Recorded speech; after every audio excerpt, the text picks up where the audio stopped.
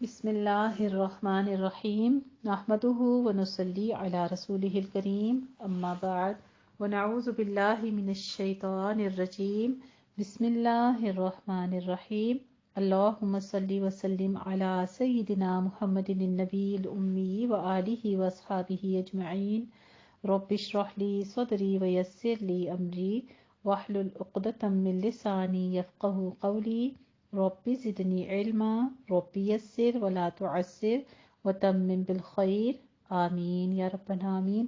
الحمدللہ جی، ہم پڑھ رہے ہیں ام المومنین حضرت عائشہ صدیقہ رضی اللہ تعالیٰ عنہ کی سیرت عائشہ، اور اس میں آج جو ہمارے پاس ٹاپک ہے، پہلے ہی میں آپ سے معذرت چاہوں گی اگر میری آواز میرا ساتھ نہ دے، کیونکہ میرے لیے بہت مشکل ہے ان الفاظ کو پڑھنا، آپ تک پہنچانا میرا فرض ہے۔ انشاءاللہ تعالیٰ میں آپ تک پہنچانے کی پوری کوشش کروں گی، لیکن یہ ہے کہ آپ کو پتہ ہے کہ میں امی عائشہ کے بارے میں بہت سینسیٹیو ہوں، اور جہاں کہیں تھوڑا سا بھی ان کے معاملے میں کوئی ایسی بات آ جاتی ہے تو تھوڑا میرے سے برداشت میں مشکل ہو جاتی ہے۔ اللہ سبحانہ تعالیٰ ہمیں آسانی فرمائے اور اس میں سے ہم جو کچھ سیکھیں اس پر عمل کرنے کی توفیق عطا فرمائے۔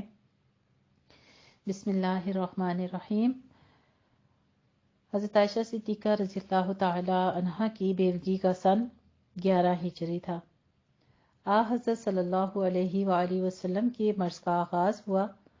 اب عورت کے مصائب زندگی میں سب سے آخری مرحلہ کا آغاز ہوتا ہے۔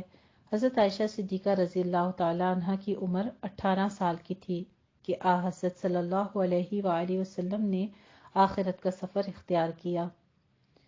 ان میں اور رسول اللہ صلی اللہ علیہ وآلہ وسلم میں جو محبت اور اخلاص تھا وہ ہر جگہ نمایاں طور پر نظر آتا ہے۔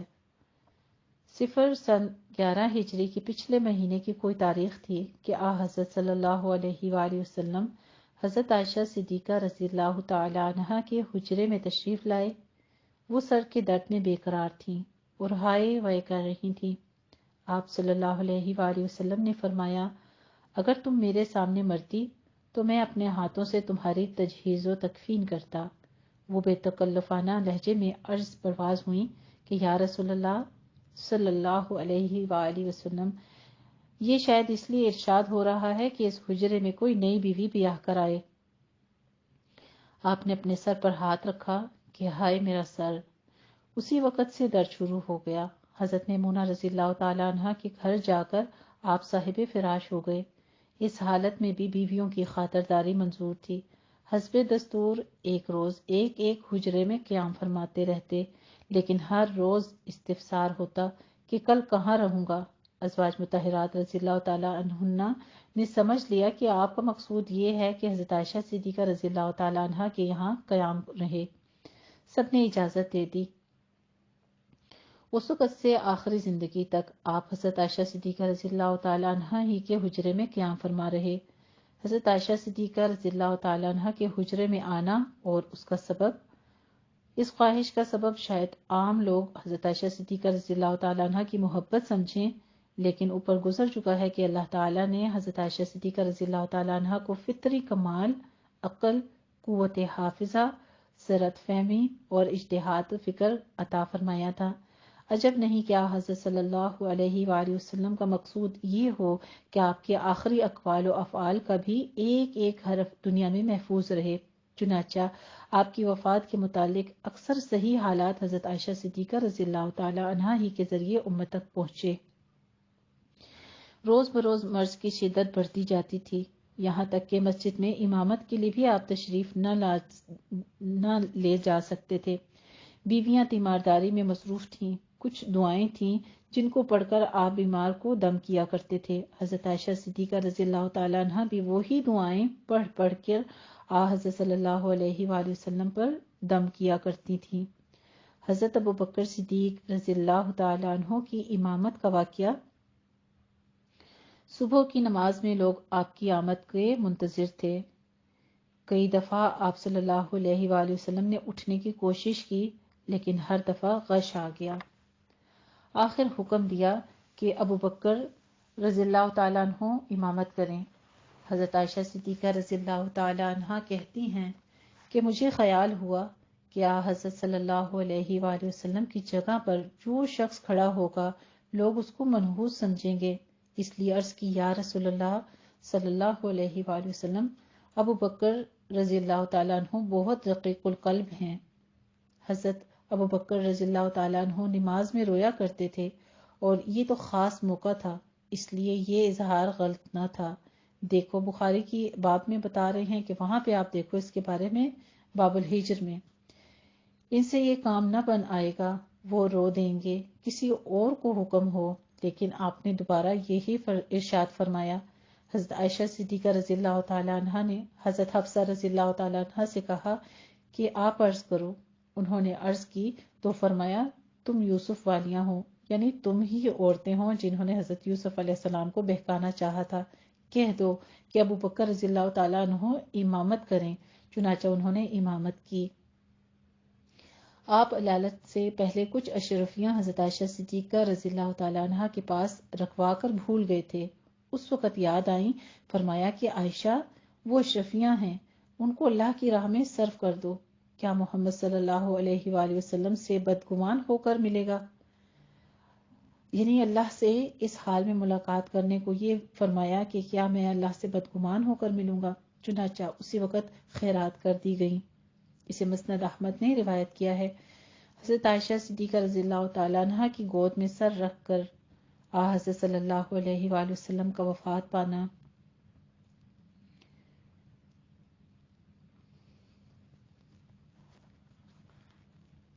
اب وقت آخر تھا۔ حضرت عائشہ صدیقہ رضی اللہ تعالیٰ عنہ سرہانے بیٹھی تھیں، آپ ان کے سینے سے ٹیک لگائے بیٹھے تھے۔ اتنے میں حضرت عائشہ صدیقہ رضی اللہ تعالیٰ عنہ کے بھائی حضرت عبد الرحمن رضی اللہ تعالیٰ عنہ مسواک لے کر اندر آئے۔ آپ صلی اللہ علیہ وآلہ وسلم نے مسواک کی طرف دیکھا۔ حضرت عائشہ صدیقہ رضی اللہ تعالیٰ عنہ سمجھ گئیں کہ آپ مسواک کرنا چاہتے ہیں۔ ان سے مسواک لے کر اپنے دانت سے نرم کر کے آپ کو دی۔ آپ صلی اللہ علیہ وآلہ وسلم نے صحیح و تندرست آدمی کی طرح مسواک کیا۔ حضرت عائشہ صدیقہ رضی اللہ تعالیٰ عنہ فخریہ کہا کرتی تھیں کہ تمام بیویوں میں مجھ ہی کو یہ شرف حاصل ہوا کہ آخری وقت میں بھی میرا جوٹا آپ نے منہ میں لگایا۔ حضرت عائشہ صدیقہ رضی اللہ تعالیٰ عنہ آپ صلی اللہ علیہ وآلہ وسلم کی تندرستی کے لیے دعائیں مانگ رہی تھیں۔ آپ کا ہاتھ ان کے ہاتھ میں تھا، فوراً دستے مبارک کھینچ لیا اور فرمایا اللہم الرفیق الاعلی۔ اسے مسند احمد نے روایت کیا ہے۔ حضرت عائشہ صدیقہ رضی اللہ تعالیٰ عنہ کہتی ہیں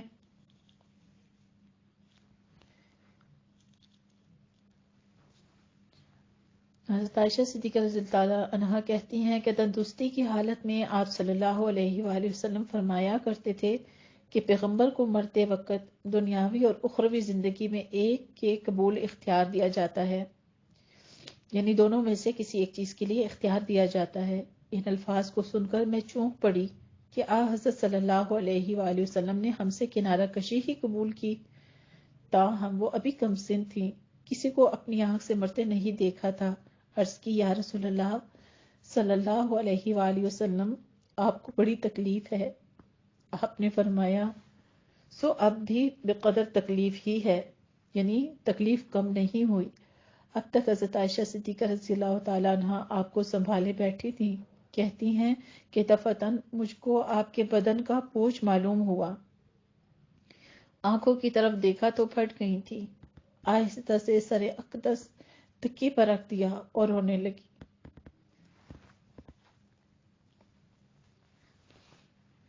اسے مسند احمد نے روایت کیا ہے، یعنی جن واقعات پر حوالہ نہ ہو وہ صحیح بخاری باب وفات النبی میں بھی ماخوذ ہیں، آپ ان میں بھی دیکھ سکتے ہیں۔ حضرت عائشہ صدیقہ رضی اللہ تعالیٰ عنہ کا حجرہ مدفن نبوی بنا۔ حضرت عائشہ صدیقہ رضی اللہ تعالیٰ عنہ کے فضائل و مناقب کا سب سے ذریع باب یہ ہے، مرنے کے بعد انہیں کی حجرہ کو پیغمبر عالم صلی اللہ علیہ وآلہ وسلم کا مدفن بننا نصیب ہوا، اور نعش مبارک اسی حجرے کے ایک گوشے میں سپرد خاک ہوئی۔ انا للہ و انا الیہ راجعون۔ حضرت عائشہ صدیقہ رضی اللہ تعالیٰ عنہ نے خواب دیکھا تھا کہ ان کے حجرے میں 3 چاند ٹوٹ کر گرے ہیں۔ انہوں نے اس کا ذکر حضرت ابوبکر صدیق رضی اللہ تعالیٰ عنہ سے کیا تھا۔ جب حضرت صلی اللہ علیہ وآلہ وسلم اسی حجرہ میں مدفون ہوئے تو حضرت ابوبکر صدیق رضی اللہ تعالیٰ عنہ نے فرمایا ان 3 چاندوں میں سے ایک یہ ہے اور یہ ان میں سے سب سے بہتر ہے۔ اسے موطا امام مالک نے ماجہ فی دفن المیت میں لکھا ہے۔ بعد کے واقعات نے ثابت کر دیا کہ 2 پچھلے چاند صدیق اکبر رضی اللہ تعالیٰ عنہ اور فاروق اعظم رضی اللہ تعالیٰ عنہما تھے۔ حضرت عائشہ صدیقہ رضی اللہ تعالیٰ عنہ بیوہ تھیں اور اسی میں انہوں نے عمر کے 40 مرحلے طے کیے۔ جب تک وہ زندہ رہیں اسی مزار اقدس کی مجاور رہیں، قبر نبوی کے پاس ہی سوتی تھیں۔ ایک دن حضرت صلی اللہ علیہ وآلہ وسلم کو خواب میں دیکھا، اس دن سے وہاں سونا چھوڑ دیا۔ ابن سعد نے اسے روایت کیا ہے اور یہ سند صحیح ہے، حسن ہے۔ 13 برس تک یعنی جب عمر فاروق رضی اللہ تعالیٰ عنہ وہاں مدفن نہیں ہوئے تھے، حضرت عائشہ صدیقہ رضی اللہ تعالیٰ عنہ بے حجاب وہاں آتی جاتی تھیں کہ ایک شوہر تھا اور دوسرا باپ۔ حضرت عمر رضی اللہ تعالیٰ عنہ کی تدفین کے بعد فرماتی تھیں کہ وہاں بے پردہ جاتے حجاب آتا ہے۔ دیکھ لے، یہ تھا ایک مومن عورت کا لباس، اس کا حجاب، اس کا پردہ، کہ وہ مردہ بھی نامحرم سے کس قدر حجاب کرتی تھی۔ یعنی ایک مردہ کی قبر کے پاس بھی جانا جو ہے وہ پسند نہیں کرتی تھی، وہاں بھی کہتی تھی کہ مجھے وہاں پہ حجاب آتا ہے۔ اور ہم زندہ سلامت ہو کے غیر محرموں کے سامنے بھی آج کل کی عورتیں، اللہ سبحانہ وتعالیٰ عقل و فہم عطا فرمائے، بس ایک چیز دیکھ لیں کہ جیسا ہمارے نبی نے حکم دے دیا، ہمارے رب کا حکم ہم تک پہنچا دیا، اللہ سبحانہ تعالیٰ نے ایک مومن عورت کو خاص و خاص کر لیا، مختص کر لیا، چن لیا اور انمول کر دیا، اس لیے اس کو پردے کا حکم عائد کر دیا۔ تو پھر ہم کیوں نہ کریں؟ ہمیں کس سے شرم آتی ہے؟ ہمیں اس دنیا والوں سے شرم آتی ہے، ہمیں اپنی کیٹیگری سے شرم آتی ہے، اپنے ماحول سے شرم آتی ہے کہ ہم ان لوگوں میں بیٹھتے اٹھتے ہیں، لوگ ہمارا مذاق اڑائیں گے۔ ہم یہ نہیں دیکھتے کہ ہمارے رب نے کیا چیز ہمارے لیے پسند کی ہے، اس کی وجہ کیا ہے، کیونکہ اس نے اسے ہمیں انمول کیا۔ تمام چیزوں میں سے آپ دیکھیں، قیمتی چیز آپ کے زیورات ہوتے ہیں، آپ کا زیور ہے، آپ کے پاس اگر ڈائمنڈ ہے، ہیرا ہے، ایک جوالی کے پاس بھی آپ جائیں نا تو وہ تمام جتنے بھی پتھر ہوتے ہیں، عام سے پتھر، ان کو اس نے عام جگہ پہ رکھا ہوا ہوتا ہے، جبکہ اس نے ایک ڈائمنڈ کو، نیلم کو، روبی کو سمیٹ کے روئی کے اندر اور کتنی ہی پردوں کے اندر، کتنے کاٹنز کے اندر، کتنی ڈبیوں کے اندر چھپا کے پھر تجوریوں کے اندر رکھا ہوا ہوتا ہے۔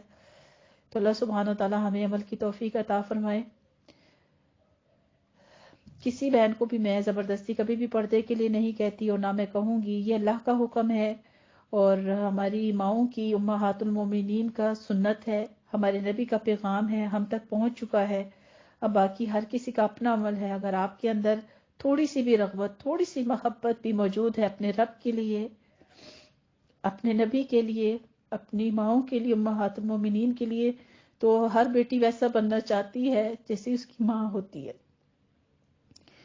اور ہم حدیث شریف پڑھ چکے ہیں، المرء مع من احب، آدمی قیامت کے دن اسی کے ساتھ ہوگا جس سے وہ محبت کرے گا۔ جس سے محبت ہوتی ہے تو انسان اس کے طور طریقے، اس کا رہن سہن، اٹھنا بیٹھنا، ایون کہ اس کی جو خوشبو ہوتی ہے وہ کس طرح کی خوشبو لگاتا تھا، جیسے ہم اپنے بڑوں کا دیکھتے ہیں، سوچتے ہیں، اپنی ماں کو دیکھتے ہیں، اپنی نانی کا، دادی کا، فیملی میں، یا بعض ٹیچرز ہماری آئیڈیل ہوتی ہیں تو ہم ویسا ہی اپنے آپ کو بنانے کی کوشش کرتے ہیں۔ تو کیا ہمارے لیے رول ماڈلز یہ نہیں ہیں؟ اللہ سبحانہ وتعالی ہم سب کو عمل کی توفیق عطا فرمائے۔ غور کیجیے گا میری اس بات کے اوپر۔ امہات المومنین رضی اللہ تعالیٰ عنہ کے نکاح ثانی کی ممانعت اور اس کے اصرار۔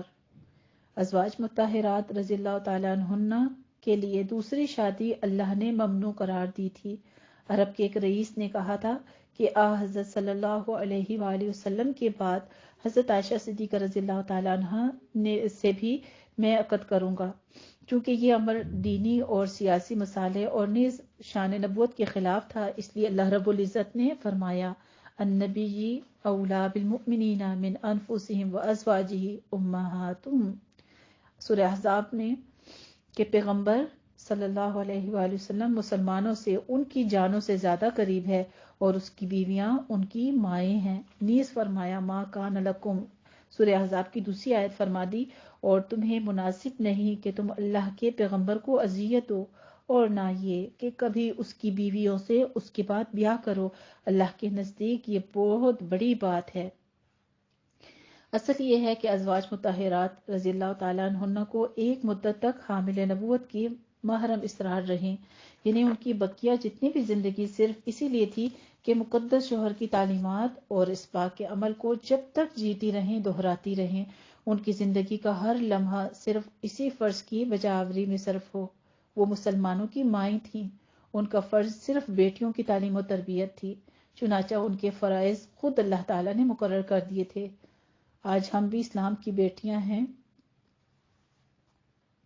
اور ہم یہ سوچیں کہ ہم کتنا حق ادا کریں بیٹی ہونے کا۔ ہر ماں اپنی بیٹی کو کچھ نہ کچھ ڈیوٹی سونپ کے جاتی ہے، اور آج اب تک میرا یہ قرآن پہنچانا، ٹھیک ہے میں مانتی ہوں بہت سارے فرقے ایسے بھی ہیں جو عورت کی آواز کا بھی پردہ کہتے ہیں اور عورت کو منع بھی کرتے ہیں اس طرح سے سر عام پڑھانے کا یا کچھ، یہ گروپ کی صورت میں ہے۔ میں نے اللہ کی رضا کے لیے قدم اٹھایا اللہ تعالیٰ کے دین کو آپ تک پہنچانے کا، اور آپ کو مجھ سے ملایا۔ میری جتنی بھی دینی بہنیں جن کے اندر تڑپ تھی، نہ میں آپ کو جانتی ہوں نہ آپ مجھے جانتے ہیں، لیکن جتنے کانوں تک یہ آواز پہنچتی ہے صرف اسی سنت پر عمل کرتے ہوئے کہ ہمارے پاس اللہ کا دین پہنچ چکا ہے، جتنا ناقص علم ہے میرے پاس مختصر سا، وہ آپ تک پہنچانے کی ذمہ داری میرے کندھوں پر ایک بوجھ ہے، اور وہ پہنچانا میں سمجھتی ہوں کہ وہ ہمارا فرض بھی ہے، اور ہماری امہات المومنین کی سنت کے مطابق ہم اس کو پورا کریں گے انشاءاللہ تعالی۔ آگے فرما دیا سورہ احزاب کی ہی آیت میں، یا نساء النبی من یأتی منکن بفاحشۃ مبینہ، الی آخر پوری آیت ہے کہ اے پیغمبر کی بیویوں، تم میں جو برا کرے گی اس کو دگنا عذاب ملے گا، اور اللہ کے لیے یہ آسان بات ہے، اور تم میں سے جو اللہ اور رسول کی فرما بردار ہوگی اور اچھے کام کرے گی اس کو ثواب بھی دوہرا ملے گا، اور اس کے لیے ہم نے قیامت میں اچھی اور پاک روزی مہیا کی ہے۔ سورہ احزاب کی ہی ایک اور آیت ہے، یا نساء النبی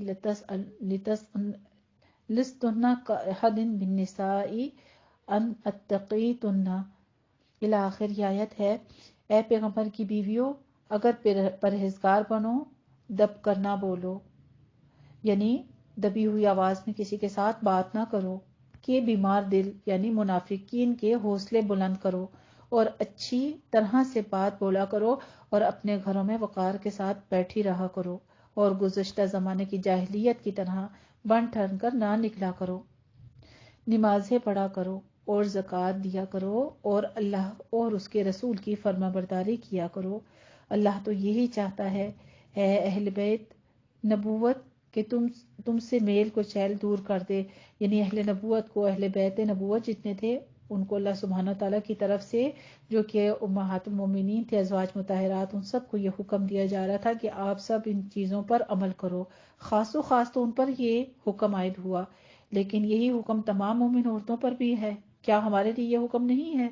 یہ جتنے احکام اللہ نے فرمائے کہ پرہیزگاری اختیار کرو، کسی غیر محرم کے ساتھ بات کرنی ہو تو دبی آواز میں یعنی نرم لہجے میں بات نہ کرو، آپ کی آواز میں اتنا دبدبا ہو، اتنا روب ہو کہ کوئی سن کے اس کے دل میں کوئی میل آپ کے لیے نہ آئے، یعنی کسی طرح سے نرم مزاجی کے ساتھ جو کسی کے دل کو آپ کی طرف مائل کر لے، ایسی آواز نہیں ہونی چاہیے، اور جب بات کرے تو روب دار آواز کے ساتھ بات کرے، کسی بھی غیر محرم سے ہو، چاہے وہ کوئی چیز بازار سے خریدنے وقت ہو یا کسی بھی معاملات میں آپ کا کسی غیر محرم کے ساتھ جب معاملہ درپیش ہوتا ہے، اور ایک وقار کے ساتھ اپنی عزت کے ساتھ اپنے گھروں میں بیٹھی رہا کرو، بلا وجہ کے بازاروں میں جانے کے ممانعت، جیسا کہ حدیث شریف ہم پڑھ چکے ہیں کہ تمہارے شہروں کی مبغوض جگہ جو ہیں وہ بازار ہیں، اور زمانے جاہلیت میں اسی طرح سے بن ٹھن کر عورتیں جو ہیں باہر پھرا کرتی تھی، شہروں کے بیچ میں پھرا کرتی تھی، اگر گھر سے باہر نکلنا بھی ہو تو مکمل حجاب کے ساتھ، مکمل پردے کے ساتھ. ایسے نہیں کہ اسپیشل بازار جانے کے لیے، جیسے آج کل خواتین کو دیکھتے ہیں کہ اسپیشل بازار جانے کے لیے میک اپ کر کے، بال سٹریٹ کر کے، بناؤ سنگھار کر کے نکلتی ہیں. استغفر اللہ العظیم. الحفیظ الامان. اللہ سبحانہ تعالیٰ ہم سب کو اپنے حفظ و امان میں رکھے، اور اس قسم کے جاہلانہ عمل اگر موجود ہیں جن بہنوں کے اندر، ان کے اللہ تعالیٰ شرح صدر فرمائے اور عمل کی توفیق عطا فرمائے. آگے ساتھ ہی نماز کا بھی حکم ہے کہ نماز پڑھا کرو، اور زکوٰۃ بھی. اگر آپ کے پاس زیور ہے تو اس زیور کو اپنے لیے سام بچھو نہ بنائیں. فوراً کے فوراً کوشش کیا کریں ہر سال اپنے مال میں سے زکوٰۃ دے دیں. اگر آپ کے پاس زکوٰۃ ادا کرنے کے لیے پیسہ نہیں ہے تو پھر اپنے زیور میں سے ہی، اگر 7 تولے ہے تو اس میں سے آپ بیچ کر زکوٰۃ ادا کر دیں. لیکن یہ اللہ کے فرض دیکھیں، یہ قرآن مجید کی آیت میں فرض حکم ہے ہمارے اوپر. اپنے جسموں کو بھاری نہ رکھیں، اپنے جنازوں کو بھاری نہ کریں، اپنی قبروں میں کیڑے نہ پالیں. قیامت کے دن یہی زیور جو ہے سانپ بچھو کی طرح جسم کے ساتھ لپٹا ہوا ہوگا، اور جب عورت اپنے آپ سے اس کو دور کرے گی کہ پیچھے ہٹو یہ مجھے کاٹ لے گا، تو کہے گا کہ یہی وہ سونا ہے، یہی وہ زیور ہے جو تو مجھے دنیا میں اپنے ساتھ لگائی رکھتی تھی، لیکن اس میں سے اللہ کا حق نہیں نکالتی تھی، اس کو پاک نہیں کرتی تھی. تو صدقہ خیرات زکوٰۃ یہ کیا کرتا ہے؟ انسان کو پاک کر دیتا ہے. تو اپنے مال کو پاک کریں، اپنے آپ کو پاک کریں. ان آیات کو صرف امہات المومنین کے لیے ہی نہیں لکھا گیا اور حکم نہیں آئے دعا، بلکہ ہم سب مومنوں کے لیے بھی ہے، کیونکہ ساتھ میں آخر آیت کا حصہ کیا ہے؟ وَأَطِیعُوا اللَّهَ وَأَطِیعُوا الرَّسُولَ، اور اللہ اور اس کے رسول کی فرما برداری کرو. تو اللہ یہی چاہتا ہے کہ تم سے میل کچیل کو دور کر دے اور تم کو بالکل پاک و صاف کر دے. تمہارے گھروں میں اللہ تعالیٰ کی جو آیتیں اور حکم کی جو باتیں پڑھ کر سنائی جا رہی ہیں ان کو یاد کیا کرو. یعنی حفظ کی طرف بھی ترجیح دی جا رہی ہے، اور قرآن مجید کی جو احکام ہم سنیں اس کو دوسروں تک بھی پہنچائیں. پہلے خود عمل کریں، ان کو یاد کریں، پھر دوسروں تک بھی پہنچائیں. بے شک اللہ پاک اور دانا ہے. حضرت عائشہ صدیقہ رضی اللہ تعالیٰ عنہ کی آئندہ زندگی حرف بحرف انہی آیات الہی کی عملی تفسیر بن کر رہی. وآخر دعوانا ان الحمد للہ رب العالمین. جزاکم اللہ حسن الجزاء.